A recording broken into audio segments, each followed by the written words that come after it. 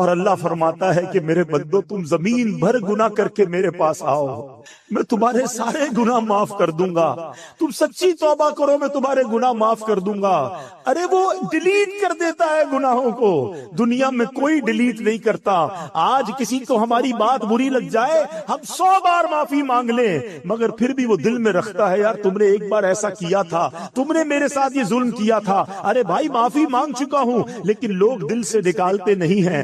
مگر میں اس قریب کی بات کر رہا ہوں کہ جو میری خطاؤں کو معاف ایسے فرماتا ہے کہ پھر اس کا کوئی گواہ بھی باقی نہیں بچتا۔ بلکہ آؤ کرم نوازی کی انتہا دیکھو، قرآن سنا رہا ہوں، اللہ فرماتا ہے کہ جب توبہ سچی کرتا ہے نا کوئی بندہ، اللہ فرماتا ہے الا من تاب وآمن وعمل عملا صالحا فاولئک یبدل اللہ سیئاتہم حسنات وکان اللہ غفورا رحیما۔ خدا کی قسم یہ آیت کا ترجمہ سنو، اللہ فرماتا ہے مگر جو توبہ کرے اور ایمان لائے اور اچھا کام کرے تو ایسوں کی برائیوں کو اللہ بھلائیوں سے بدل دے گا۔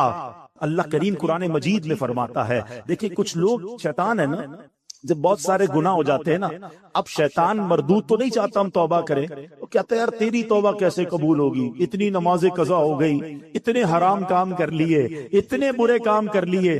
اب شیطان یہ ازیوم کروا دیتا ہے کہ توبہ تو قبول ہونی نہیں، اب کری جا گناہ جتنے کرنے ہیں۔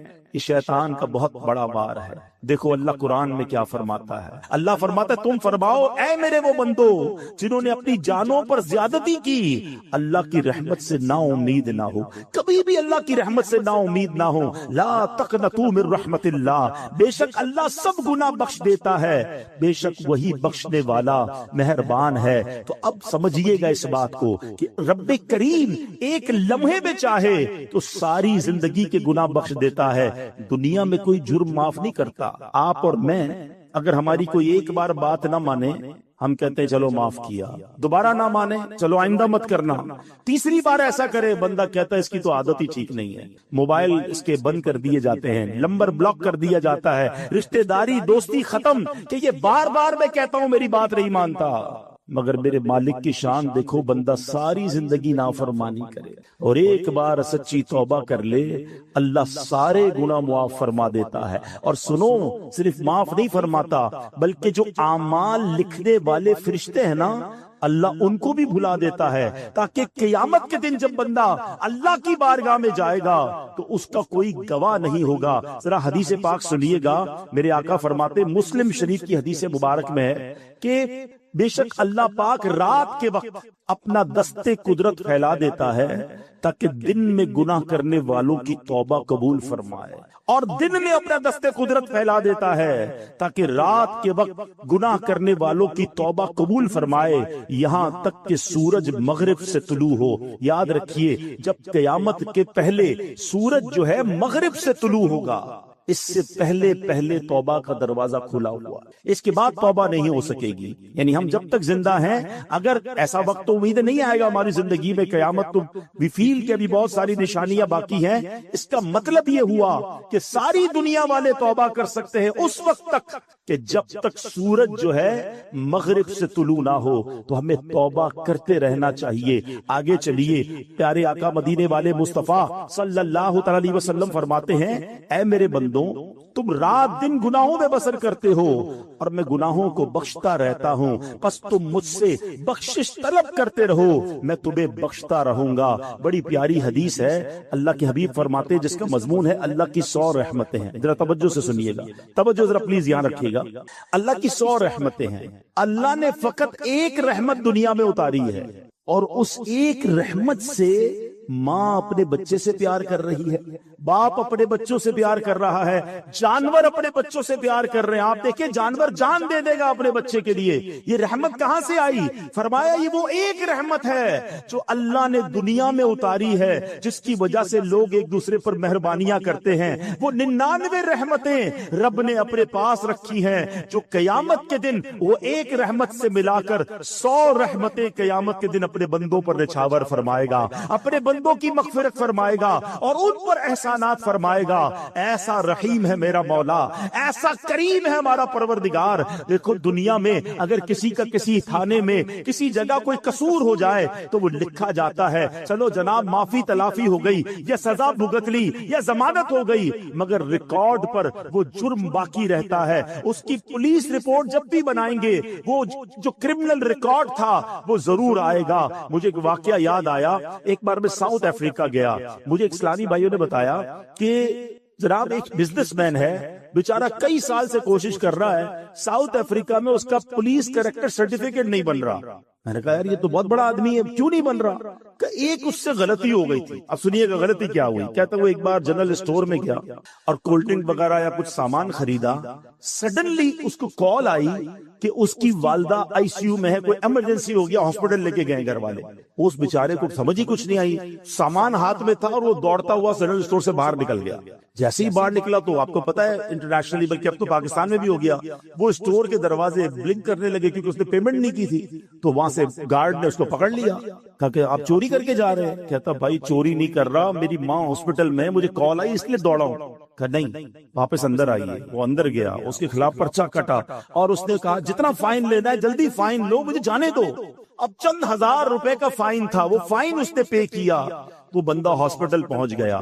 لیکن اب جب بھی وہ پولیس کریکٹر سرٹیفکیٹ نکلوانے جاتا ہے, حالانکہ ملینر بلینر آدمی ہے, لکھا ہوا آ جاتا ہے اسٹور میں چوری کی ہے. یقین کریں جب مجھے یہ واقعہ میں نے سنانا, مجھے اللہ کی رحمت یاد آئی کہ اس بندے سے ایک جرم ہوا, آج تک وہ اس کی سزا بھگت رہا ہے, وہ معاف نہیں ہوا, وہ لکھا ہوا ہے. اور اللہ فرماتا ہے کہ میرے بندو تم زمین بھر گناہ کر کے میرے پاس آؤ, میں تمہارے سارے گناہ معاف کر دوں گا. تم سچی توبہ کرو, میں تمہارے گناہ معاف کر دوں گا.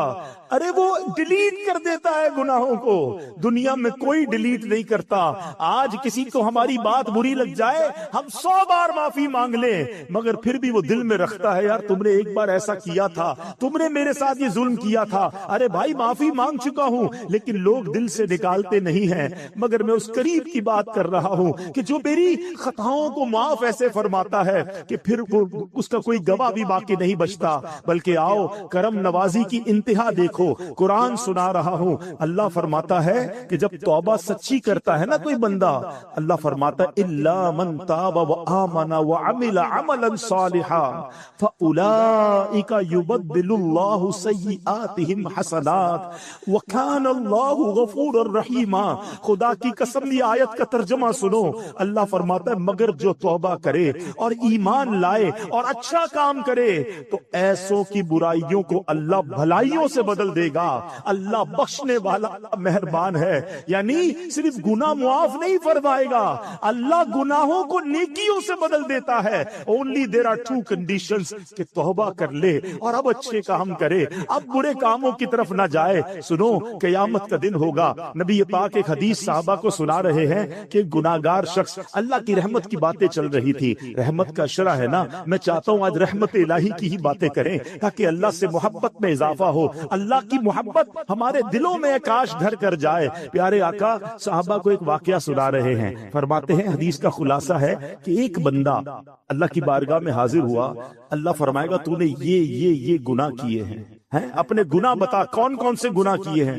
وہ بندہ ڈرتے ڈرتے ڈرتے اپنے صغیرہ گناہ بتائے گا, اپنے چھوٹے گناہ بتائے گا, وہ ڈر رہا ہوگا. اللہ فرمائے گا جا تیرے جتنے گناہ ہیں میں نے اتنے گناہوں کے بدلے تجھے اتنی نیکیاں دے دی ہے, اتنی رحمت ہوگی اللہ کی. اب وہ بندہ کہے گا یا اللہ میرے تو بڑے بڑے گناہ بھی ہیں, وہ تو میں نے بتائے نہیں ہیں. یعنی اب اللہ کی رحمت پر ایسا مچل جائے گا کہ کہے گا مولا بڑے گناہ تو بتائے نہیں, یہ بھی گناہ ہے. اللہ اکبر. میرے آقا یہ حدیث بیان کر کے اتنا مسکرائے کہ آپ کی داڑھیں ظاہر ہو گئی کہ جب اللہ کرم فرماتا ہے تو گناہوں کو نیکیوں سے بدل دیتا ہے. ارے اللہ کی کس کس رحمت کی بات کروں, اللہ کی کس کس کرم نوازی کی بات کروں. جب بندہ ایک بار سچی توبہ کرے وہ کیسے بخش دیتا ہے. حضرت موسیٰ علیہ السلام کے دور کا واقعہ, بارش نہیں ہو رہی تھی, حضرت موسیٰ علیہ السلام 70,000 لوگوں کو لے کر ایک میدان میں چلے گئے اور اب دعا کی جا رہی ہے کس بارش ہو جائے. بڑی دیر ہو گئی بارش نہ ہوئی. موسیٰ کلیم اللہ ہے, اللہ سے عرض کی مولا بارش کیوں نہیں ہو رہی. ارشاد ہوا ہے موسیٰ اس مجمع میں ایک بندہ ہے جو 40 سال سے میری نافرمانی کر رہا ہے، اے موسیٰ جب تک وہ بندہ اس مجمع میں ہے بارش نے نہیں ہونا، اس کو نکالو اس مجمع سے۔ حضرت موسیٰ نے کہا اتنا بڑا مجمع میری آواز کیسے پہنچے گی؟ ارشاد ہوا موسیٰ آواز لگانا تمہارا کام ہے، پہنچانا ہمارا کام ہے۔ حضرت موسیٰ کھڑے ہو گئے، کہا اے وہ شخص جو 40 سال سے اللہ کو ناراض کر رہا ہے، تیری وجہ سے بارش نہیں ہو رہی ہے، اس مجمع سے نکل جا۔ اچھا وہ بندہ ریئلائز تو کر گیا کہ لگتا تو میں ہی ہوں، ہو سکتے کوئی اور بھی ہو۔ وہ کھڑا ہو جائے، اس نے دائیں دیکھا بائیں دیکھا، کوئی نہیں کھڑا ہوا۔ اب پتہ اس بندے نے کیا کیا؟ کمال کیا۔ اس بندے نے اللہ سے بیٹھے بیٹھے عرض کی، کھڑا نہیں ہوا، کہ یا اللہ میں جانتا ہوں وہ بندہ تو میں ہی ہوں، مجرم تو میں ہی ہوں جس کی وجہ سے بارش نہیں ہو رہی ہے، مگر میرے مالک اگر آج میں کھڑا ہو گیا تو پورے شہر کو پتہ چل جائے گا کہ میں وہ گناہگار ہوں۔ اے اللہ سچی توبہ کرتا ہوں، اب تجھے ناراض نہیں کروں گا، اے کریم معاف کر دے اور مجھے ذلیل ہونے سے بچا لے۔ سنو کیا ہوا، تھوڑی دیر ہوئی بادل آئے اور بارش برسنا شروع ہو گئی۔ حضرت موسیٰ نے کہا مولا بندہ تو کوئی نہیں نکلا، یا اللہ کھڑا تو کوئی نہیں ہوا، یہ بارش کیسے ہو گئی؟ ارشاد ہوتا ہے اے موسیٰ اس بندے نے مجھ سے دوستی کر لی ہے، اس بندے نے مجھ سے معافی مانگ لی ہے۔ اب سنو، حضرت موسیٰ کہتے مولا اب تو بتا دے وہ بندہ کون ہے، اب تو تیرا دوست بن گیا نا، اب تو میری ملاقات کرا دے۔ کیا شاندار جواب ملتا ہے۔ اللہ فرماتا ہے موسیٰ جب میرا دشمن تھا تب میں نے اس کے عیب چھپائے، اب تو میرا دوست ہو گیا، تجھے کیسے بتاؤں وہ کون تھا۔ یہ ہے میرا رب، ہمارے عیب چھپاتا ہے، ہم پر رحمتیں برساتا ہے۔ پنجابی شاعر کہتا ہے نا، ایک گناہ میرے ماں پیو ویکھن مینو عمری منہ نہ لاویں۔ ماں باپ کو بھی اگر ہماری کوئی بڑی خطا پل جائے تو وہ گھر سے نکال دیتے ہیں۔ ایک گناہ میرے ماں پیو ویکھن مینو عمری منہ نہ لاویں، لکھ گناہ میرا مالک ویکھے وہ پھر بھی پردے پاوے۔ کتنے گناہ ہیں ہم جانتے ہیں اور رب جانتا ہے، مگر اللہ نے عزت دی ہے، اللہ ہمارے عیبوں کو چھپاتا ہے۔ لوگ ہم سے پیار کر رہے ہیں، انہیں نہیں پتا کہ ہمارے عیب کتنے ہیں۔ جو کریم دنیا میں عیب چھپا رہا ہے نا، اس کی رحمت سے امید ہے کہ وہ آخرت میں بھی عیب چھپائے گا۔ مگر دوستی تو کر لو نا اس سے، ناراض تو نہ کرو نا اسے۔ کیسا اچھا توبہ کے لیے نا کوئی بہت بڑی آپ کو گیدرنگ کی ضرورت نہیں ہے، بڑے اہتمام کی ضرورت نہیں ہے، جسٹ اے منٹ، ایک سچا کنیکشن ریکوائرڈ ہے، اور وہ کنیکشن جس دن ہو گیا وہ تمہارے سارے گناہ معاف فرما دے گا۔ ایک بار حضرت عمر فاروق کا دور ہے، ایک بندہ آپ کے سامنے آیا، ہاتھ میں اس کے شراب کی بوتل ہے۔ حضرت عمر فاروق نے اسے ریڈ ہینڈ دیکھ لیا، فرمایا کیا ہے تمہارے ہاتھ میں، کیا ہے؟ کہتا ہے حضور میرے پاس سرکہ ہے، حالانکہ شراب کی بوتل تھی۔ حضرت عمر نے کہا دکھاؤ۔ اب ذرا تھوڑا سا سینیریو سمجھیے گا، دو بندے آمنے سامنے کھڑے ہو، کتنی دیر لگے گی؟ کتنی سیکنڈز کی بات ہے نا، ود ان سیکنڈز۔ اس بندے نے اللہ سے عرض کی مولا آج بچا لے، عمر کے سامنے ذلیل ہونے سے بچا لے، میں وعدہ کرتا ہوں اب شراب نہیں پیوں گا۔ بس اس نے اس دل کی کیفیت سے پکارا اللہ کو، اور اب جب وہ بوتل اٹھا کر ڈرتے ڈرتے حضرت عمر کے ہاتھ میں دیتا ہے، وہ بوتل سرکہ بن چکی ہوئی۔ یہ ہے میرا مالک، یہ ہے وہ کریم جس سے میں محبت کی بات کر رہا ہوں۔ اتنا رحمت والا ہے کہ ایک بار پیارے آقا علیہ الصلوۃ والسلام نے صحابہ کرام کو رحمت الہی کے بارے میں بتا رہے تھے کہ ایک موقع پر ایک عورت کا بچہ بچھڑ گیا، تھوڑی دیر بعد وہ بچہ مل گیا، بچہ دوڑتا ہوا آیا، ماں دوڑتی بھی گئی، بچے کو اٹھایا۔ ٹرائی ٹو امیجن کیا لو، کتنا اس وقت جو ہے وہ پیار ماں کو آتا ہے جب بچہ بہت دیر بعد ملتا ہے، ماں اسے چوم رہی ہے۔ نبی پاک نے کہا دیکھو جس طرح اس ماں اپنے بچے سے محبت کر رہی ہے، کیا یہ ماں اس بچے کو آگ میں ڈال دے گی؟ صحابہ نے کہا حضور پاسبل ہی نہیں ہے، اس وقت تو اس کی محبت عروج پر ہے۔ آقا فرماتے ہیں اللہ اپنے بندوں پر اس سے زیادہ مہربان ہے۔ مجھے ایک بات بتاؤ، جو اتنا مہربان ہو ہم اس کی بات نہ مانیں، ہم اس کی نافرمانی کریں، ہم اس کے غضب کو دعوت دیں، یہ کیسی احسان فراموشی ہے۔ ایک اور حدیث سنیے، حضرت انس رضی اللہ تعالیٰ عنہ فرماتے ہیں کہ میں نے سرکار مدینہ صلی اللہ تعالیٰ علیہ وسلم کو یہ فرماتے ہوئے سنا کہ اللہ پاک ارشاد فرماتا ہے، یہ حدیث قدسی ہوا کرتی ہے۔ What is the meaning of حدیث قدسی؟ آج یہ بھی سمجھ لو، آپ نے کئی بار سنا ہوگا کہ فرمان تو نبی پاک کا ہو، آقا فرمائے مگر آقا اللہ کا فرمان سنائے کہ رب یہ فرماتا ہے، یہ حدیث قدسی ہے۔ اللہ فرماتا ہے اے ابن آدم تو جب بھی مجھ سے امید لگا کر دعا مانگے گا تو میں تیرے گناہوں کو بخش دوں گا۔ اے ابن آدم، اگر تیرے گناہ آسمانوں کے کناروں تک پہنچ جائیں پھر بھی تو مجھ سے معافی مانگے تو میں تجھے بخش دوں گا۔ اے ابن آدم، اگر تو میرے پاس زمین پر گناہ لے کر آئے اور پھر مجھ سے اس حال میں ملے کہ میرے ساتھ کسی کو شریک نہ ٹھہرائے تو میں زمین بھر مغفرت لے کر تیرے پاس آؤں۔ یعنی کیسے ہی گناہ کیوں نہ ہو، اللہ جب رحمت فرماتا ہے تو وہ سب معاف فرما دیتا ہے۔ تو آج میں نے اور آپ نے اپنے رب سے محبت کا یہ کہتے نا کہ یہ اظہار کرنا ہے۔ دیکھیں، جس سے محبت ہونا اس کی ناراضی والے کام نہیں کیے جاتے، محبوب کو ناراض نہیں کیا جاتا جب وہ اتنا مہربان۔ عقل کیا کہتی ہے؟ عقل یہ کہتی ہے کہ اگر اللہ نے مجھے آنکھیں دی ہیں تو اگر میری آنکھیں حرام دیکھتی تو میری آنکھیں چلی جاتی، اگر میری آنکھیں میرے کان حرام سنتے تو کان چلے جاتے، مگر اللہ یہ کان واپس نہیں لے رہا، یہ آنکھیں واپس نہیں لے رہا، وہ ہماری ہم پر رحمتیں جاری رکھے ہوئے ہے، تو پھر ہمیں اس کی بھی نافرمانی نہیں کرنی چاہیے۔ ایک قرآن پاک کی آیت سن لیجئے۔ اب یہاں جب اللہ کی ہم رحمت کی بات کر رہے ہیں نا، تو اب شیطان کیا کرتا ہے کہ یار پھر تو اللہ بڑا رحیم ہے، جو کرنا ہے کرو، اب تو نمازیں نہیں بھی پڑھیں گے، روزے نہیں بھی رکھیں گے، حرام کھاتے رہو، حرام پیتے رہو، اللہ تو بڑا کریم ہے، معاف فرما دے گا۔ یہاں مار کھا جاتے ہیں۔ آج ذرا سنیے گا، ایک قرآن کی آیت اس بات کو کلیریفائی کر دے گی۔ اللہ فرماتا ہے فَيَغْفِرُ لِمَن يَشَاءُ وَيُعَذِّبُ مَن يَشَاءُ، اللہ جسے چاہے بخشے گا اور جسے چاہے سزا دے گا۔ اللہ کی مرضی، وہ خالق ہے، چاہے تو ہمیں نقطے پر بخش دے اور چاہے تو کسی ایک غلطی پر پکڑ فرما لے۔ ایمان کی ذرا تعریف سمجھ لیں۔ علماء کہتے ہیں الایمان بین الخوف والرجاء، ایمان خوف اور امید کے درمیان شے کا نام ہے۔ بے خوف بھی نہیں ہونا ہے اور نا امید بھی نہیں ہونا ہے، رحیم کو ناراض بھی نہیں کرنا ہے مگر قہار کے غضب کو دعوت بھی نہیں دینی ہے، اس کے درمیان ہم نے رہنا ہے، تو انشاءاللہ بیڑا پار ہو جائے گا۔ تو آج میرے پیارے اسلامی بھائیوں، اس بات کو سمجھنا بہت ضروری ہے۔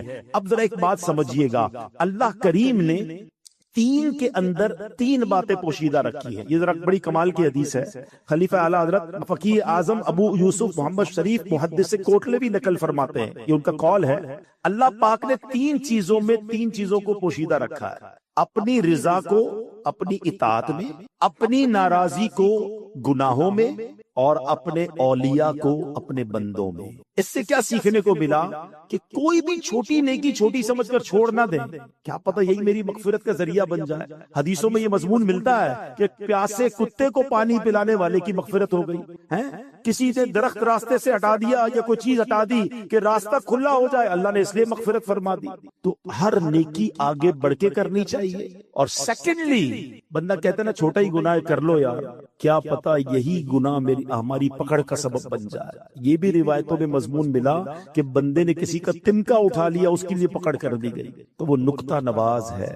اور تیسری بات کہ اللہ نے اپنے اولیاء کو بندوں میں چھپا کر رکھا ہے، اس سے سمجھ یہ آتا ہے کہ ہر بندے کے ساتھ ادب سے پیش آئیں۔ ہمیں نہیں پتا کون اللہ کی بارگاہ میں کون سا مرتبہ رکھتا ہے۔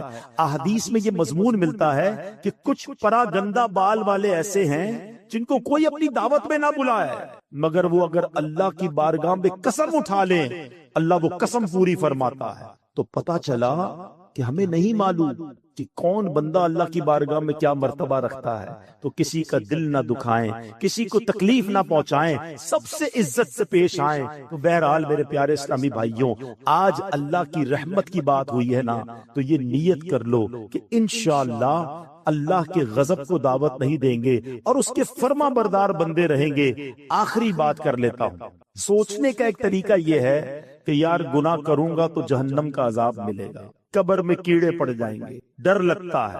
ایک گناہ چھوڑنا خوف الہی کی وجہ سے ہے، وہ بھی ٹھیک ہے، مگر اعلیٰ درجہ پتہ ہے کیا ہے؟ امام غزالی لکھتے ہیں کہ بندہ اللہ کی محبت کی وجہ سے گناہ نہ کرے کہ یار محبوب کو برا لگ جائے گا، میرے رب کی ناراضی ہو جائے گی، میں جو کر رہا ہوں یہ رب کی رضا نہیں ہے۔ خوف سے گناہ نہ کرنا اور ہے اور محبت میں گناہ نہ کرنا اور ہے، خوف سے نماز پڑھنا اور ہے اور محبت میں نماز پڑھنا اور ہے، خوف سے روزہ رکھنا اور ہے کہ یار نہیں رکھوں گا تو جہنم میں ڈال دیا جاؤں گا، اور محبت سے روزہ رکھنا اور ہے کہ میرے اللہ کو پسند ہے، میرے رب کا حکم ہے، میرے خالق کا حکم ہے، اس عبادت کا مزہ ہی اور ہے۔ تو اللہ کی محبت میں عبادت کرنا سیکھ جائیے، خوب اللہ کی راہ میں خرچ کرے، اپنی زکوٰۃ پوری ادا کرے۔ یہاں ایک اور بھی جس کو کہے درد سا محسوس ہوتا ہے کہ جیسے جیسے ماشاءاللہ لوگوں کی ویلتھ بڑھتی جا رہی ہے، یہ اللہ کی مہربانی ہے۔ جب ہزاروں میں زکوٰۃ تھی،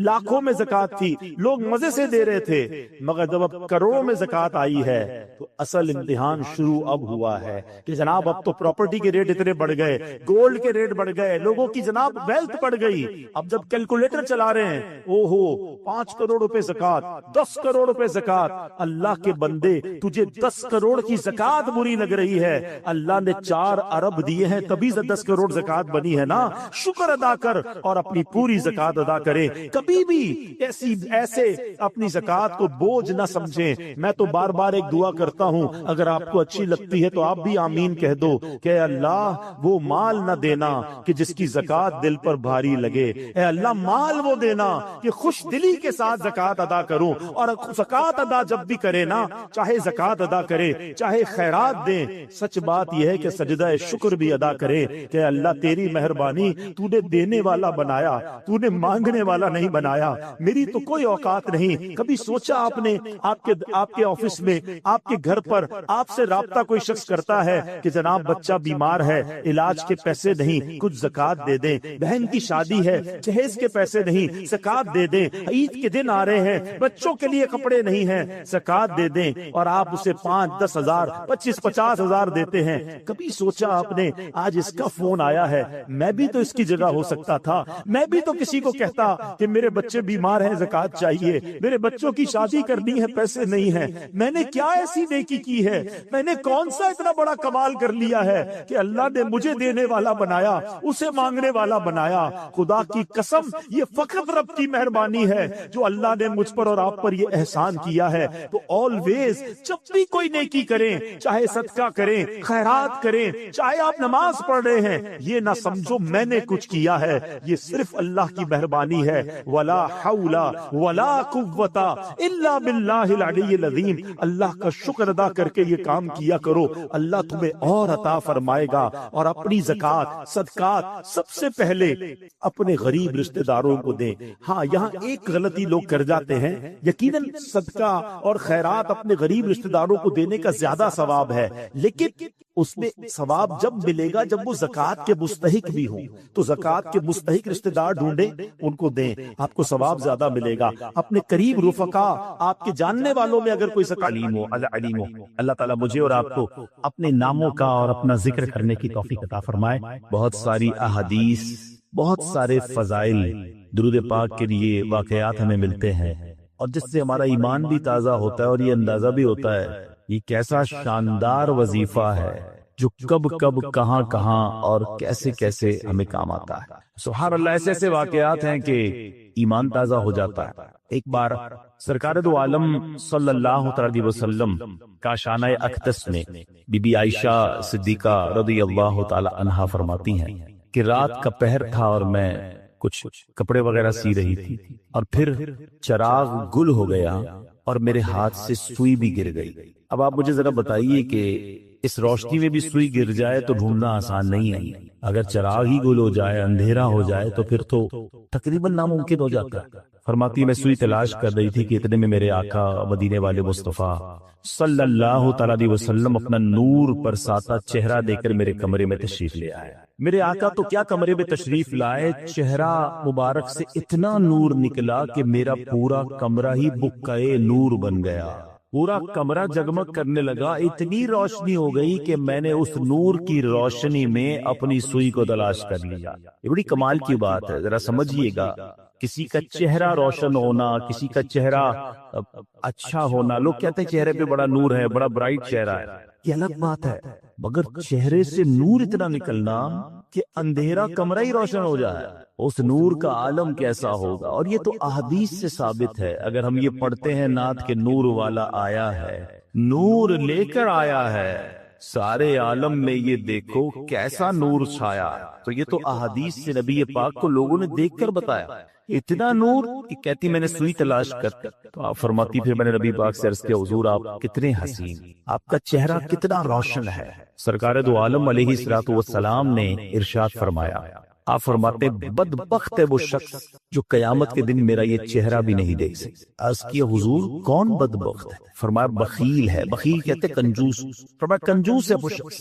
آپ نے کہا حضور وہ کون کنجوس ہے؟ اب ذرا پہلے تو اس بات کو سمجھیے کہ قیامت کے دن نبی پاک علیہ الصلوۃ والسلام کے چہرے کو نہ دیکھ سکنا یہ کوئی چھوٹی محرومی نہیں ہے۔ اگر میں آپ سب سے ایک سوال کروں کہ بتائیے وہ کون سی ذات ہے کہ قیامت کے دن جو شفاعت کرے گی، جو اپنے غلاموں کو تلاش کر کر کے انشاءاللہ اپنے کرم سے جنت میں لے جائیں گے، تو وہ کوئی اور نہیں ہے، وہ صرف جناب رسول اللہ صلی اللہ تعالی علیہ وسلم ہے۔ بریلی کے تاجدار کہتے ہیں نا، سنتے ہیں کہ محشر میں صرف ان کی رسائی، there is nobody else، اور کوئی نہیں ہے۔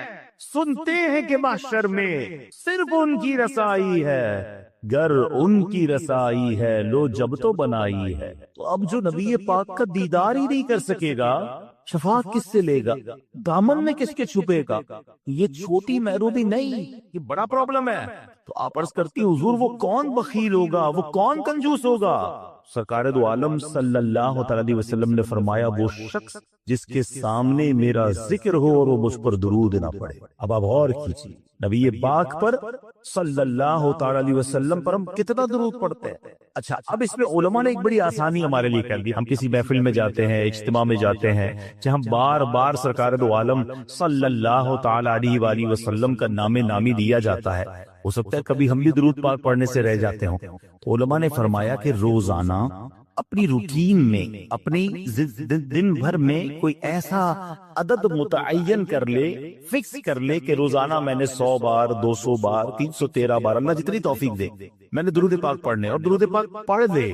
تو اب پورے دن میں اگر نبی پاک علیہ السلام کا نام سنا تھا یا کہا تھا اور درود پڑھنا رہ گیا تھا، تو یہ بعد میں درود پڑھنا اس درود نہ پڑھنے کے قائم مقام ہو جائے گا۔ تو اب زندگی میں ایک اصول بنائیں، ایک روٹین بنائیں کہ فضول باتوں سے اپنے آپ کو بچا کر انشاءاللہ کثرت کے ساتھ درود پاک پڑھیں گے۔ ہمیں تو دیدار بھی کرنا ہے اور آقا سے ملاقات بھی کریں گے۔ ہاں، نبی پاک کے ہاتھوں جام کوثر بھی پینا ہے انشاءاللہ، آقا کے کرم سے انشاءاللہ پل صراط سے ڈرتے ہوئے نہیں، انشاءاللہ جھومتے ہوئے وجد کرتے ہوئے گزرنا ہے۔ سیدی اعلیٰ حضرت بھی کمال ہے۔ لوگ کہتے ہیں، واقعی روایتوں کی مضمون ہے کہ لوگ پل صراط پر چیخ رہے ہوں گے، پکار رہے ہوں گے، ڈر رہے ہوں گے، کیونکہ ان کے سامنے لوگ کٹ کٹ کے جہنم میں گر رہے ہوں گے نا۔ One of the most harbour bridge, ایسا کوئی پل دنیا میں نہیں ہے، نہ ہو سکتا ہے، جہنم کے اوپر بنا ہوا پل ہے، اندھیرے میں ڈوبا ہوا، تلوار سے تیز، بال سے باریک، لوگ گھبرائے ہوئے ہوں گے۔ مگر میرے رضا سے پوچھو، کہتے گھبرانا کس بات کا ہے؟ آقا بھی تو وہاں ہوں گے نا۔ اور نبی پاک پل صراط کے کنارے اللہ کی بارگاہ میں رب سلم امتی کی صدائیں بلند کر رہے ہو، تو اعلیٰ حضرت کہتے ہیں ڈرتے بھی نہیں گزرنا۔ آپ کہتے ہیں رضا پل سے اب وجد کرتے گزریے کہ ہے رب سلم صدا محمد صلی اللہ وسلم، مل کر صلی اللہ۔ درود پاک کو نہ چھوڑیں، درود پاک کو تھام لیں، اپنی زندگی کا حصہ بنائیں، دنیا میں بھی برکتیں دیکھیں گے اور انشاءاللہ قیامت کے دن بھی اس کی برکتیں دیکھیں۔ پیارے آقا علیہ السلام فرماتے ہیں جس کا مضمون ہے حوض کوثر پر میرے پاس کچھ گروہ آئیں گے، کچھ لوگ آئیں گے جن کو میں کثرت درود کی وجہ سے پہچانوں گا۔ تو درود پڑھیں گے تو پہچان ہوگی نا، ہے انشاءاللہ۔ تو درود پڑھیں گے انشاءاللہ. آئیے مل کر محبت کے ساتھ باآواز بلند درود پاک پڑھیں. صلو علی الحبیب صلی اللہ تعالی علی محمد صلی اللہ علیہ وسلم. اسلام کے پہلے خلیفہ حضرت ابوبکر صدیق رضی اللہ تعالیٰ عنہ یار غار بھی ہیں، یار مزار بھی ہیں، عاشق اکبر ہیں. مرتبہ کیا ہے؟ افضل البشر بعد الانبیاء، یعنی کائنات میں انبیاء اور رسل کے بعد اگر کوئی سب سے افضل ہستی ہے تو وہ سیدنا صدیق اکبر رضی اللہ تعالیٰ عنہ کی ذات ہے. اچھا، آپ ایمان سب سے پہلے لانے والوں میں سے ہیں. آپ بہت بڑے بزنس مین بھی تھے. میں آج آپ کی دو بڑی کمال کی بزنس ڈیلز بتانا چاہتا ہوں جس پر آپ کو ٹونٹ کیا گیا، جس پر آپ کو طنز کیا گیا. آج کسی کاروباری آدمی کو کوئی دوسرا کاروباری آدمی کہے کہ یار تم بڑے کاروباری بنتے ہو، اتنا مہنگا سودا لے آئے، ایسا گھٹیا مال لے آئے، اتنا گھاٹے کا سودا کیا، تو بزنس مین کو فیل ہوتا ہے کہ یار دوسرے لوگ میرے بارے میں کیا باتیں کر رہے ہیں. یہ بڑے کمال کے بزنس مین تھے. مگر آپ کی زندگی میں جو دو واقعات میں آج بیان کرنے جا رہا ہوں، دونوں واقعات میں کچھ ایسی ڈیلز ہوئی، کچھ ایسے سودے ہوئے جس پر آپ پر باقاعدہ طنز کیا گیا، آپ پر ٹونٹ کیا گیا. مگر صدیق اکبر نے جو جواب دیا نا اور جو کام کیا، یقین کریں ایمان تازہ ہو جاتا ہے. ایک سودا تو آپ نے کیا. وہ کون سا سودا تھا کہ ایک بہت بڑے عاشق رسول، ایسے عاشق رسول جو آج عاشقوں کے امام ہیں، وہ کوئی اور نہیں ہے، ہم سب کی آنکھوں کے تارے حضرت بلال حبشی رضی اللہ عنہ. ایمان قبول کیا. اب حبشہ کہاں ہے پہلے یہ پتا ہونا چاہیے. حبشہ ایتھوپیا کو کہتے ہیں. آج کے دور میں ایتھوپیا جو ہے وہ حبشہ تھا پہلے. ٹھیک. اب حبشہ، اچھا یہ بھی شاید بہت ساروں کو نہیں پتا کہ مکہ پاک کے بعد سب سے پہلے جہاں اسلام پہنچانا وہ حبشہ ہے. پچھلے دنوں مجھے ایتھوپیا جانے کا موقع ملا تو وہاں کے لوگ بڑے فخر سے جملہ کہتے ہیں کہ ہمارا وطن دار الہجرہ ہے، یہ ہجرت والا ملک ہے، اور مکے کے بعد سب سے پہلے دنیا میں کہیں اسلام پہنچا ہے تو وہ حبشہ میں پہنچا ہے. ہمارے وطن سے حضرت بلال حبشی تھے. ہمارا وہ وطن ہے جہاں عثمان غنی رضی اللہ عنہ ہجرت کر کے تشریف لائے تھے، اور وہ عظیم نجاشی بادشاہ جنہوں نے یہ واقعہ پڑھا ہوگا وہ بھی وہاں پر حبشہ میں تھے. تو بہرحال اب وہ حضرت بلال مکے نبی پاک کی غلامی اختیار کی، کلمہ پڑھ لیا. اب آپ چونکہ غلام تھے، اس زمانے میں غلام آقا کے قبضے میں ہوا کرتا تھا. ان کا آقا تھا امیہ. اچھا، امیہ بڑا ظالم شخص تھا. وہ حضرت بلال حبشی کو بہت مارتا تھا کہ اللہ کا انکار کر دو، اسلام کا انکار کر دو. حضرت بلال حبشی جو وہ منع کرتے تھے کہ میں رب کا انکار نہیں کر سکتا. وہ بہت مارتا. جو مکے مدینے گئے ہیں انہیں پتا ہے کہ جب گرمی شریف و عروج پر ہوتی ہے تو گرمی کا عالم کیا ہوتا ہے. تو مکے کی گرمی میں تپتے ریگستان میں حضرت بلال کو وہ لٹاتا تھا، سینے پہ پتھر رکھتا تھا ریگستان کے اندر، اور کہتا تھا کہو اللہ ایک نہیں، یا اللہ کا انکار کرو. آپ اللہ احد، اللہ احد، اللہ ایک ہے کے نعرے بلند کرتے.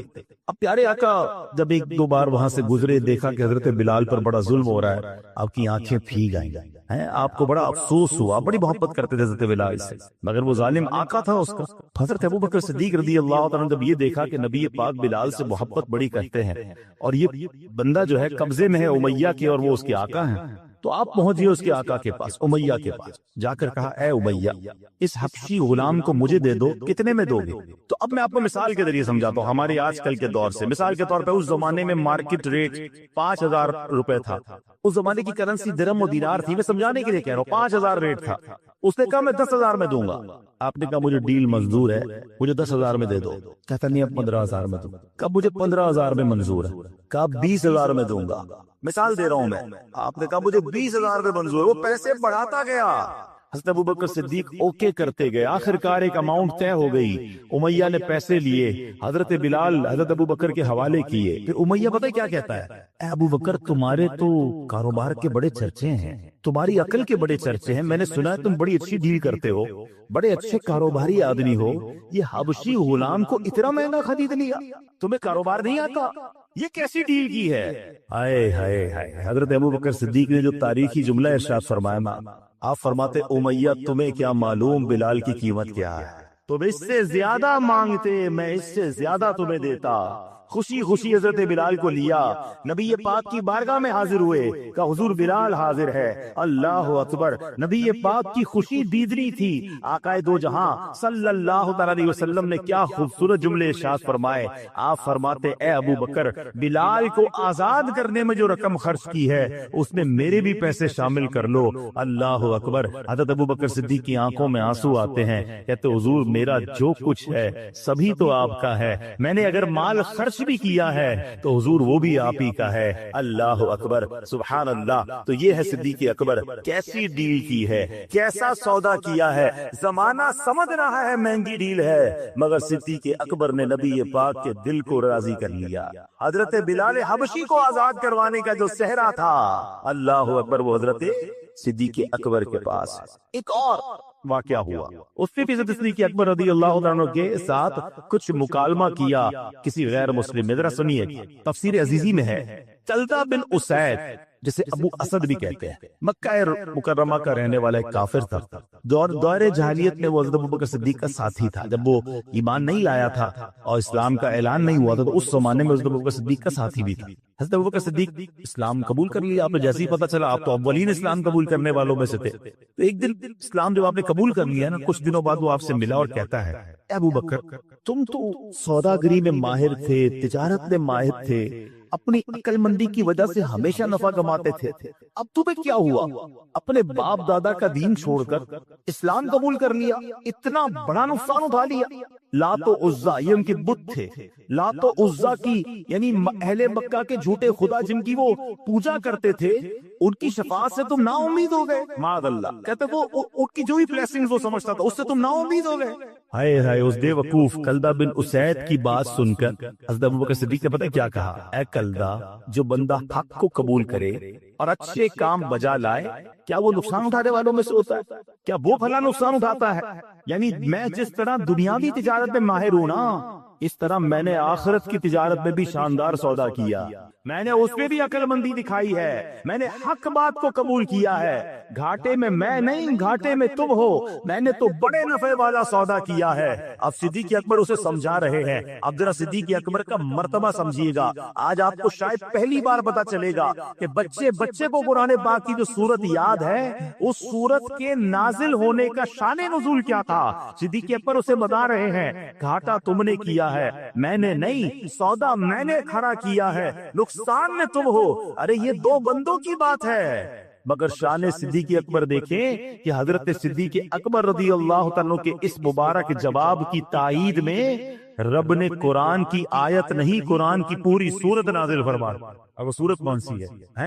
قرآن پاک کی سورہ عصر۔ ہائے ہائے، بسم اللہ الرحمن الرحیم، والعصر ان الانسان لفی خسر الا الذین آمنوا وعملوا الصالحات وتواصوا بالحق وتواصوا بالصبر۔ زبانے کی قسم، بے شک آدمی ضرور خسارے میں ہے، مگر جو ایمان لائے اور انہوں نے اچھے کام کیے اور ایک دوسرے کو حق کی تاکید کی اور ایک دوسرے کو صبر کی وصیت کی۔ میرے پیارے اسلامی بھائیوں، حضرت صدیق اکبر رضی اللہ عنہ کے مبارک جواب کی تائید میں جو قرآن کی سورت نازل ہو رہی ہے، اس میں ہمیں کیا سیکھنے کو مل رہا ہے؟ انسان سارے کے سارے نقصان میں، سارے خسارے میں ہیں، صرف نقصان سے بچتا وہ ہے جس میں تین کوالٹیز ہوں، تین صفات ہو۔ اب میں نے اور آپ نے چیک کرنا ہے میں نقصان والی سائیڈ پہ ہوں یا ان تین چیزوں کے عمل کرنے والا ہوں اور نقصان سے بچنے والا ہوں۔ وہ تین چیزیں کیا ہیں؟ نمبر ایک، صاحب ایمان، مومن ہو، اور جو مومن نہیں وہ تو جانوروں سے بھی بدتر ہے، اس نے تو دنیا میں آنے کا مقصد ہی گوا دیا، پھر وہ نقصان سے کیسے بچ سکتا ہے؟ ہم اللہ کا شکر ادا کرتے ہیں کہ پہلی کوالٹی ہمیں حاصل ہے کہ الحمدللہ ہم ایمان والے ہیں۔ ہم اللہ سے دعا کرتے ہیں مولا ہمارے ایمان کو سلامت رکھ۔ اب سیکنڈ کیٹیگری کیا فرمائی؟ فرمایا نیک عمل کرتا ہو، کہ جو نیکیاں نہیں کرتا، گناہ کماتا ہے، وہ بھی سخت نقصان میں ہے۔ گناہ تو ایک آگ ہے جو انسان کی زندگی کو جلا کر راکھ کر دیتا ہے۔ امام حسن بصری فرماتے ہیں اے ابن آدم تیری ہلاکت ہو، کیا تو اللہ پاک سے مقابلہ کرنا چاہتا ہے؟ ہاں، جس نے اللہ پاک کی نافرمانی کی گویا اس نے اللہ پاک سے جنگ۔ تو پتہ چلا ایمان والا ہو، نیک اعمال کرنے والا ہو۔ اب یہ چیک کرنا ہے مجھے اور آپ کو، ہم نیکیاں کرنے والے یہ گناہ کرنے والے ہیں۔ تیسرے نمبر پر فرمایا حق بات کی اور صبر کی وصیت کرنے والا ہو، جو خود بھلے نیک بن جائے مگر دوسروں کو نیکی کی دعوت نہ دیتا ہو، دوسروں کو برائی سے منع نہ کرتا ہو، وہ بھی نقصان میں ہے۔ عین ممکن ہے کہ جب گناہگار عذاب میں گرفتار ہو تو یہ بھی پکڑ میں آ جائے۔ اب یہ بات سمجھنی ہے کہ ایمان والا نقصان میں نہیں، نیکیاں کرنے والا یہ نقصان سے بچ جائے گا، اور دوسروں کو بھی نیکی کی دعوت دے، دوسروں کو بھی اچھی باتیں بتائے، یہ نقصان سے بچنے والا ہے۔ ہمیں چیک کرنا ہے یہ تینوں اوصاف ہمارے اندر ہیں کہ نہیں۔ قرآن کریم کی ایک مختصر سورت ہے یہ مبارک سورت، والعصر، مکہ مکرمہ میں نازل ہوئی۔ اس پہ صرف ایک رکوع ہے، 3 آیتیں ہیں، 14 الفاظ ہیں اور 68 حروف ہیں۔ حضرت ابی بن کعب رضی اللہ تعالیٰ عنہ سے روایت ہے، رسول ذیشان مکی مدنی سلطان صلی اللہ تعالیٰ علیہ وسلم نے فرمایا جو سورہ عصر پڑھے اللہ پاک اس کے لیے صبر پر مہر لگا دے گا اور روز قیامت اہل حق کے ساتھ۔ اتنی مختصر صورت اور اتنے فضائل، شاندار لیسن، زندگی گزارنے کا گویا طریقہ بیان کر دیا گیا اس مختصر صورت میں۔ بظاہر تو بڑی مختصر صورت ہے مگر کاش ہم اس کو سمجھنے والے بنے۔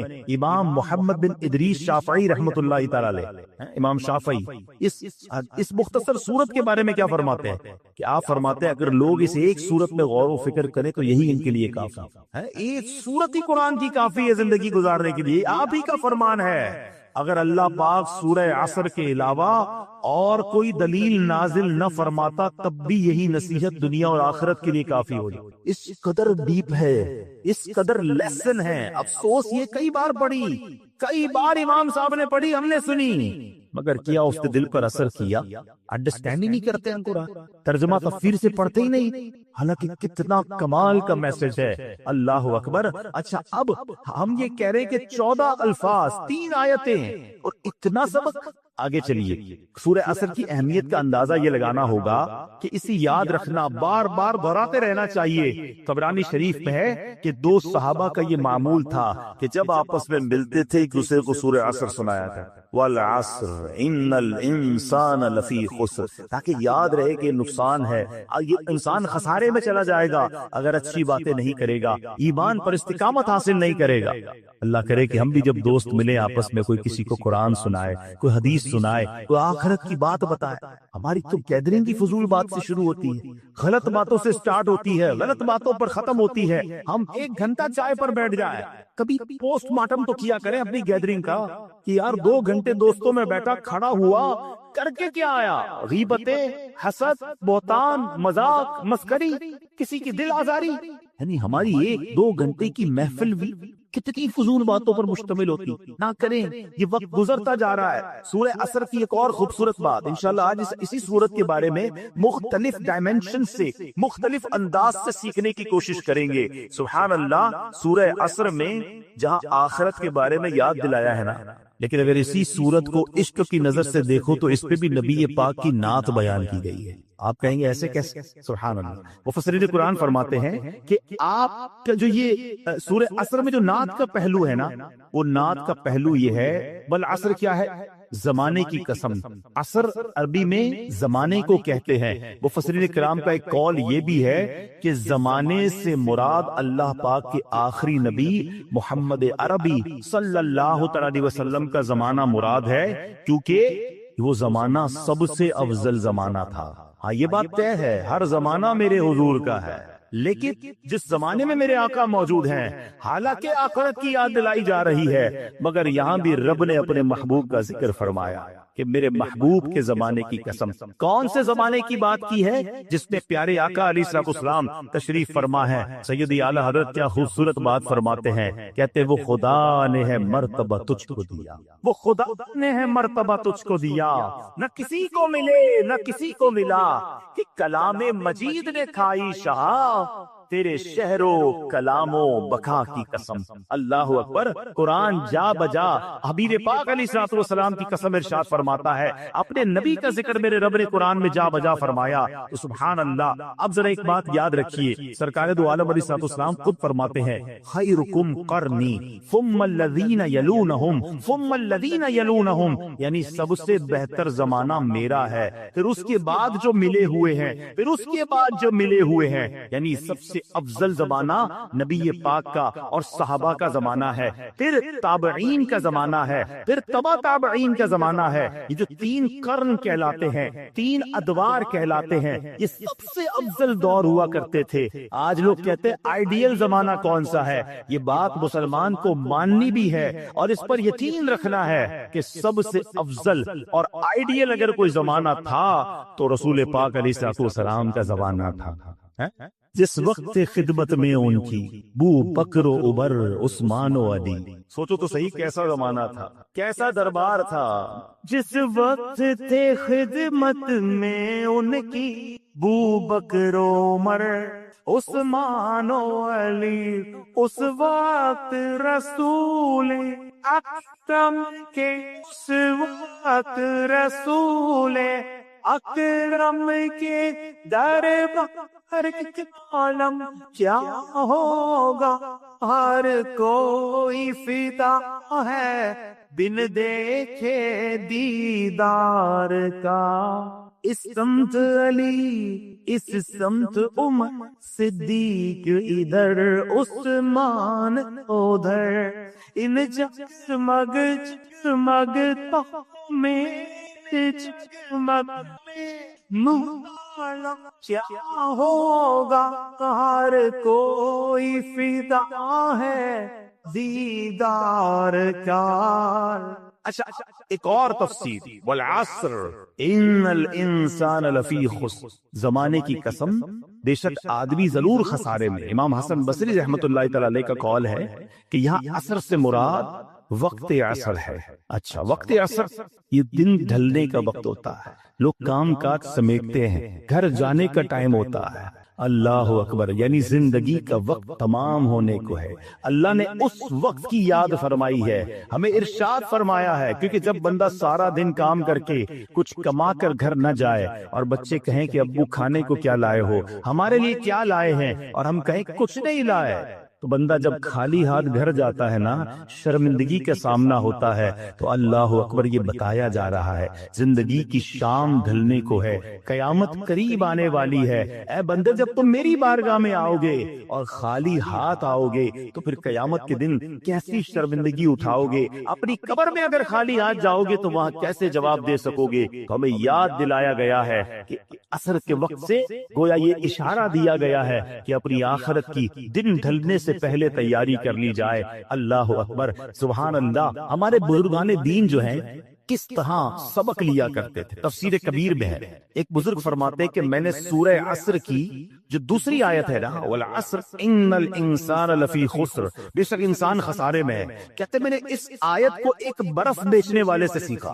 اب دیکھو جن کو سبق لینا ہوتا ہے وہ کہاں سے کون سا میسج لے لیتے ہیں, عبرت کی بات کدھر سے پک کر لیتے ہیں. کہتے ہیں برف بیچنے والا بازار میں صدا لگا رہا تھا, وہ برف بیچنے والا کہہ رہا ہے ارحمو من یذوب رخص بالہ, لوگوں شخص پر رحم کھاؤ جس کا سرمایہ پگھل رہا ہے. برف بیچنے والا یہ تو کہتا ہے نا جلدی خرید لو ورنہ پگھل جائے گا. کاش بات بڑی گہری ہے, سمجھ جائیں اگر ہم. ایکچولی میری اور آپ کی جو زندگی ہے نا وہ برف ہی کی تو طرح ہے. ہم سب کے ہاتھ میں ایک برف کا بلاک دے دیا گیا ہے. کسی کے ہاتھ میں 50 سال کا ہوگا, کسی کے ہاتھ میں 60 سال کا ہوگا, کسی کے 2-4 دن بچ گئے ہوں گے تو برف ختم ہونے والی ہوگا. میں تو نہیں پتا نا, پگھل رہا, ہر سانس گزر رہی ہے, ہر دن گزر رہا ہے, یہ برف پگھل رہی ہے. مگر مجھے بتائیے جس کی برف پگھل رہی ہو اس کو اس سرمایے کی کتنی فکر ہوتی کہ بیچ دوں کچھ کما لوں, ورنہ یہ پڑے پڑے ہی ختم ہو جائے گا.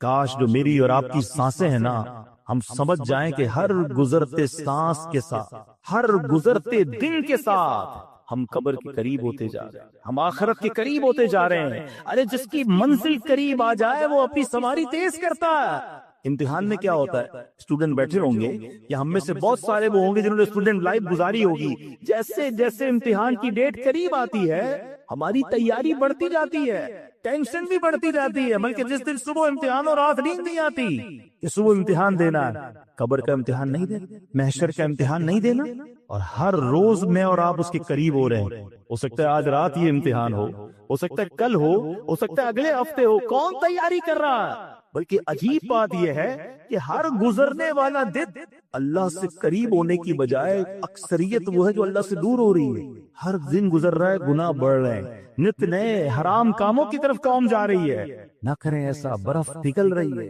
وہ شاعر کہتے ہیں نا، ہو رہی ہے عمر مثل برف کم، ہو رہی ہے عمر مثل برف کم، رفتہ رفتہ چپکے چپکے دم بدم، سانس ہے ایک راہ روئے ملک عدم، سانس ہے ایک راہ روئے ملک عدم، دفعتن ایک روز یہ جائے گا تھم، ایک دن مرنا ہے آخر موت، کر لے جو کرنا ہے آخر موت۔ کاش یہ بات سمجھ آ جائے کہ مجھے مرنا ہے اور خالی ہاتھ نہیں جانا۔ اگر جس رفتار سے میں گناہ کر رہا ہوں توبہ کا موقع نہ ملا تو مارا جاؤں گا۔ امام فخر الدین رازی نے یہ بات ایک اور انداز سے سمجھائی۔ یہ جو سانسوں کی ویلیو ہے نا، منٹ کی ویلیو کیا ہے؟ آپ فرماتے ہیں تصور باندھو، ایک شخص 1000 سال زندہ رہا اور اس نے 1000 سال گناہوں میں گزار دی زندگی، 1000 سال تک۔ اب اس کے پاس صرف ایک لمحہ باقی ہے اور اس ایک لمحے کے بعد اسے موت آنے والی ہے۔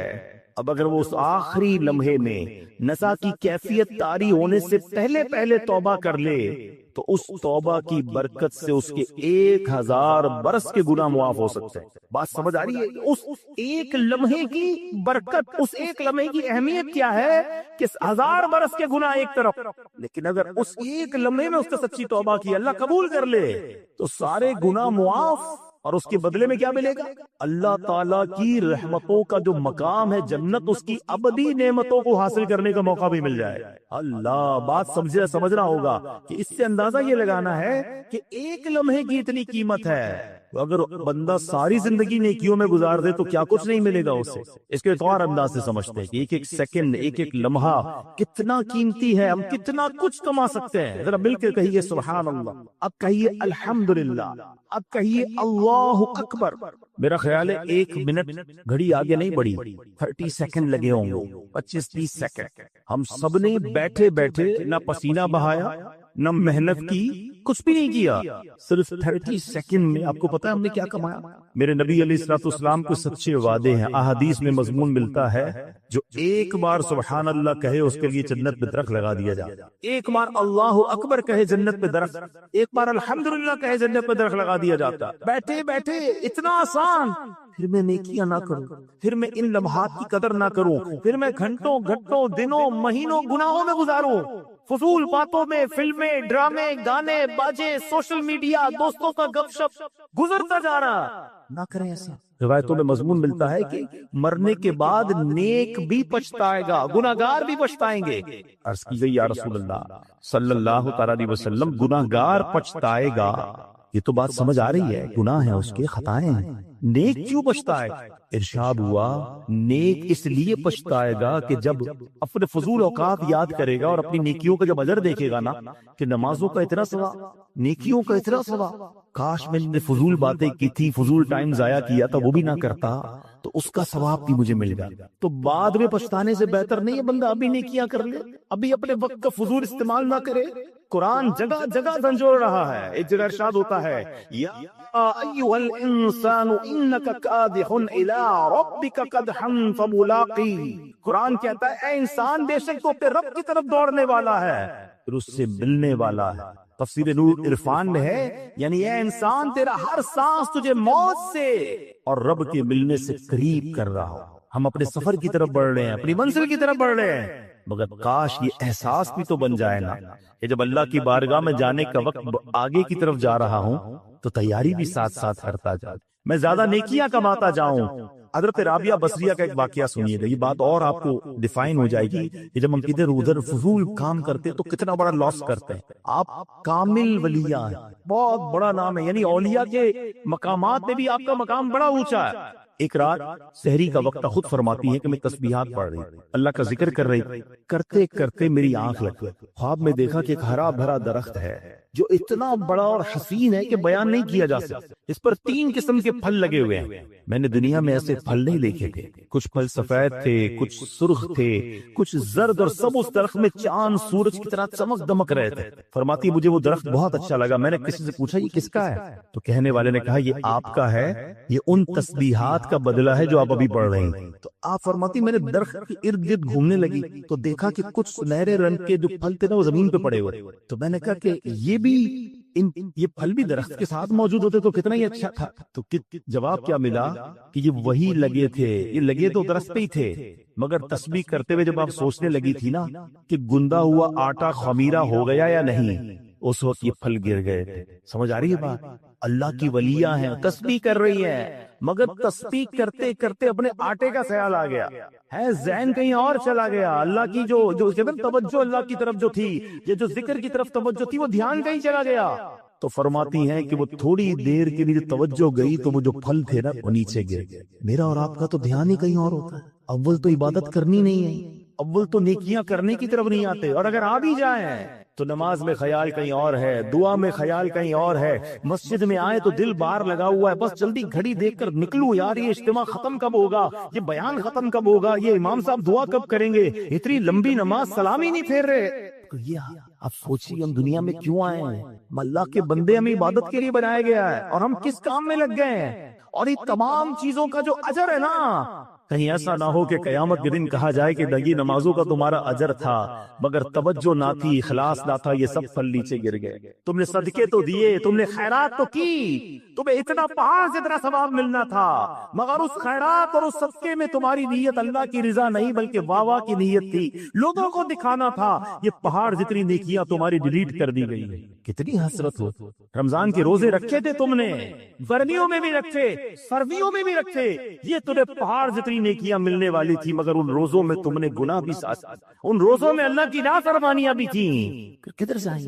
خدا را اپنے آپ پر رحم کیجیے، جن کاموں میں ہم لگ گئے نا، جو گناہوں کی عادتیں ہم پال بیٹھے ہیں، ہمارا دل جو ہے اس وقت حرام کاموں کی طرف لپک کر جا رہا ہے، ایسا نہ کر۔ اور ان واقعات سے سورہ عصر مجھے اور آپ کو جھنجھوڑ رہی ہے، والعصر ان الانسان لفی خسر، خسارے والے نہیں بننا، ہمیں اللہ کی رحمت لوٹنے والا بننا ہے، ہمیں رب کی رحمت سے جنت میں جانے والا بننا ہے۔ اے میرے پیارے اسلامی بھائیوں، حضرت شریح رحمت اللہ تعالی علیہ نے 2 شخصوں کو فضول کام کرتے ہوئے دیکھا تو فرمایا الفارغ ما امر بہذا، فارغ شخص کو اس کام کا حکم نہیں دیا گیا تھا۔ پھر آپ نے قرآن کی آیت پڑھی ان کے سامنے، فَإِذَا فَرَغْتَ فَانصَبْ، قرآن کہتا تو جب تم فارغ ہو تو خوب کوشش کرو، یعنی اپنے فارغ وقت کو عبادت میں صرف کرو۔ ادھر تو جیسی فارغ وقت ملا موبائل نکالا اور جناب شروع سوشل، 2 گھنٹے بیٹھے پتہ ہی نہیں چلا، ارے بھائی کیا کر رہے تھے؟ بس موبائل دیکھ رہا تھا۔ کتنے گھنٹے؟ 2 گھنٹے۔ کیا کیا؟ کوئی ثواب کا کام کیا؟ خود سوچے کیا کیا دیکھا، آنکھوں نے کیا دیکھا، کانوں نے کیا سنا۔ کاش کہ تھوڑے تھوڑے وقت ملتے ہیں نا۔ آپ کو پتا ہے آج کل دنیا میں ایک فینومینا ہے، جو پڑھے لکھے لوگ ہیں میری بات جلدی پک کریں گے، یونیورسٹی آن ویل، راستے میں کیے جانے والے کورسز۔ اب لوگوں نے کیا کیا ہے انٹرنیشنلی، پاکستان میں بھی ہوتا ہے کہ اگر مثال کے طور پہ روزانہ کسی کو جاتلا سے دینا یا میرپور یا کسی اور شہر میں روزانہ صبح جانا ہوتا ہے، بس میں جاتا ہے یا گاڑی میں جاتا ہے کسی طرح۔ اب لوگوں نے کیا کیا انٹرنیشنلی کہ جب وہ ٹریول کرتے ہیں تو اس ٹریول ٹائم میں کچھ پڑھنا شروع کر دیتے، جاتے ہوئے بھی پڑھ رہے، واپسی میں پڑھ رہے، تاکہ وہ آدھا گھنٹہ جو ٹریولنگ میں ہے، اگر ایسی جگہ بیٹھے ٹرین ہے، بس ہے کہ کچھ پڑھا جا سکتا ہے، سنا جا سکتا ہے، تو وہ سنتے ہیں اس آدھا گھنٹہ 1 گھنٹہ، تاکہ اس وقت کو ضائع نہ ہونے دیں، اور اگلے 4-6 مہینے سال میں کوئی پورا ڈپلوما کر لیتے ہیں، کوئی الگ کورس کر لیتے ہیں۔ الحمدللہ آپ کی میری دعوت اسلامی نے ہمارے لیے بڑے کام آسان کر دیے ہیں، پورے قرآن پاک کی تلاوت، پورے قرآن پاک کا ترجمہ، پورے قرآن پاک کی تفسیر صراط الجنان آڈیو میں جاری کر دی ہے۔ آپ فارغ ہیں گاڑی میں، آپ ٹریول کر رہے ہیں، کان سے لگائیے اپنے موبائل فون کو۔ کئی لوگ جناب ہیڈ فون لگا کر گانے سن کے سفر پورے کرتے ہیں، آپ تلاوت سن کر، ترجمہ سن کر، تفسیر تفسیر سن کر آپ کہتے روز ایک بیان آدھے گھنٹے کا سن لوں, ایک فرض علوم سیکھ لوں, آپ جو کرنا چاہتے ہیں انٹرنیٹ پر الحمدللہ دعوت اسلامی والوں نے وہ ڈال دیا ہے. پہلے ذہن تو بنے کہ جناب اس وقت کو استعمال کرنا ہے. مجھے بہت کچھ نہیں آتا جو میں سیکھ سکتا ہوں. بہت پہلے کی بات ہے, ہمارے ایک جاننے والے تھے, وہ کہتے ہیں میں اپنی فیکٹری جاتا ہوں, 1 گھنٹہ گاڑی جلا کر جاتا ہوں, 1 گھنٹہ واپس آتا ہوں. میں نے کیا کیا ہے, اپنی گاڑی میں قرآن پاک ترجمے کے ساتھ رکھ لیا ہے. کنز الایمان کا ترجمہ اس زمانے میں جاری ہوا تھا. وہ کہتے جاتے بھی ایک پارا سنتا ہوں, واپسی میں ایک پارا سنتا ہوں. ہر 15 دن بعد میرا گاڑی میں ختم قرآن ہو جاتا ہے. کہتے ہیں اتنی بار سن لیا قرآن کہ اب مجھے امام صاحب تلاوت کرتے ہیں تو قرآن سمجھ آنے لگ گیا ہے کہ اس آیت کا ترجمہ کیا ہے. کتنا شاندار ذہن تھا. وقت میں چوز آیا کروں. اگر ہمارا ذہن بن جائے, مثال دیتا ہوں, ہمارا کوئی دوست ہمیں کہے یار ذرا بیٹھنا, میں آ رہا ہوں 10 منٹ میں, ہم فوری طور پہ ریپلائی کیا ہوتا ہے, ٹھیک ہے آپ آئیے. ہم کیا کرتے ہیں 10 منٹ میں موبائل نکلے گا اور 10 منٹ موبائل دیکھتے رہیں گے. وہ 20 منٹ میں بھی آئے گا, میں پتہ نہیں چلے گا, مگر یہ 10 15 20 منٹ ضائع کر دیے. اگر ذہن ہونا وقت کی قدر کا, یہی موبائل باہر نکلے گا اور اسی موبائل میں اگر قرآن پاک ڈاؤن لوڈ ہوگا تو میرا ذہن بنے گا یا یہ 10 منٹ میں آئے گا, میں 10 منٹ میں سورہ یاسین کی تلاوت کر لوں گا.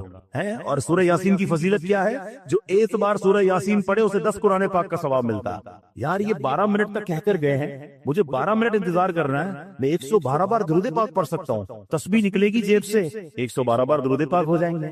اگر ان چنک آف ٹائم, جس کو کہتے ہیں وقت کے چھوٹے چھوٹے پیسز, یہ جو چنک آف ٹائمز ہیں, اس کو استعمال کرنے کا اگر ذہن بن جائے تو آپ یقین کریں آپ اتنی ساری نیکیاں کما سکتے ہیں.